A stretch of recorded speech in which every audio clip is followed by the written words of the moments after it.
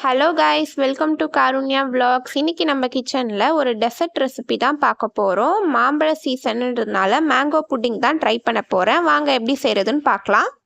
ஒரு பெரிய சைஸ் மாம்பழம் எடுத்திருக்கேன். மாம்பழத்தை இந்த மாதிரி கட் பண்ணிவிட்டு மாம்பழத்தோட பல்ப்பை மட்டும் நம்ம எடுத்துக்கலாம். ஒரு மிக்சி ஜாரில் ஆட் பண்ணிவிட்டு கூடவே ஒரு 1/4 கப் சுகர் ஆட் பண்ணிக்கிறேன். மாம்பழம் நல்லா ஸ்வீட்டாக இருக்கிறதுனால 1/4 கப் சுகர் ஆட் பண்ணிக்கிறேன். ஸ்வீட் கம்மியாக இருந்துச்சுன்னா ஒரு 1/2 கப் கூட சுகர் ஆட் பண்ணிக்கலாம். இப்போ இதை நல்லா அரைச்சிடுறேன். தண்ணி பால் எதுவுமே சேர்க்காம தான் அரைச்சி எடுத்திருக்கேன். நல்லா இந்த மாதிரி அரைச்சி எடுத்துக்கிட்டேன். இப்போ ஒரு கடாயில் நம்ம அரைச்சி எடுத்த மாம்பழத்தை ஆட் பண்ணிடலாம். ஸ்டவ்வை சிம்மில் வச்சுட்டு ஆட் பண்ணிக்கோங்க. இப்போ நல்லா இந்த மாதிரி ஸ்மூத்தாக மிக்ஸ் பண்ணி விட்டுக்கலாம். இப்போ இது லைட்டாக கொதிக்க ஆரம்பித்ததும் நம்ம பால் ஆட் பண்ணிடலாம். 1 கப் பால் எடுத்திருக்கேன். நல்லா காய்ச்சி ஆற வச்ச பால் 1 கப். பால் ஆட் பண்ணிவிட்டு நல்லா மிக்ஸ் பண்ணி விட்டுக்கோங்க. ஸ்டவ்வை இப்போ நம்ம ஃபுல்லில் வச்சுக்கலாம். நல்லா பாலை மிக்ஸ் பண்ணி விட்டுட்டு பால் நல்லா கொதிக்க ஆரம்பிக்கணும். இப்போ ஒரு பவுலில் 4 டேபிள் ஸ்பூன் கார்ன்ஃப்ளவர் எடுத்திருக்கேன். கூடவே ஒரு 1/4 கப் பால் ஊற்றி நல்லா மிக்ஸ் பண்ணிக்கிறேன். எந்த லம்ப்ஸும் இல்லாமல் மிக்ஸ் பண்ணிக்கோங்க. கட்டி கட்டியாலாம் இருக்கக்கூடாது. இப்போ நல்லா கொதிக்க ஆரம்பித்ததும் நம்ம மிக்ஸ் பண்ணி வச்சுருக்க கார்ன்ஃப்ளவரை ஆட் பண்ணிடலாம்.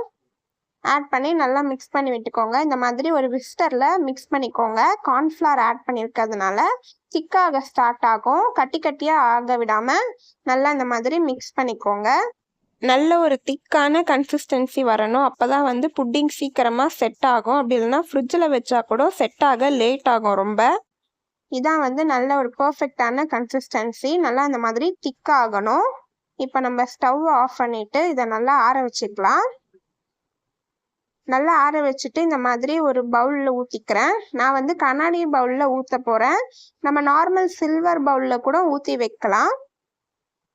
நல்லா மேலெல்லாம் ஈவன் பண்ணி விட்டுட்டு ஃப்ரிட்ஜில் ஸ்டோர் பண்ணிடலாம்.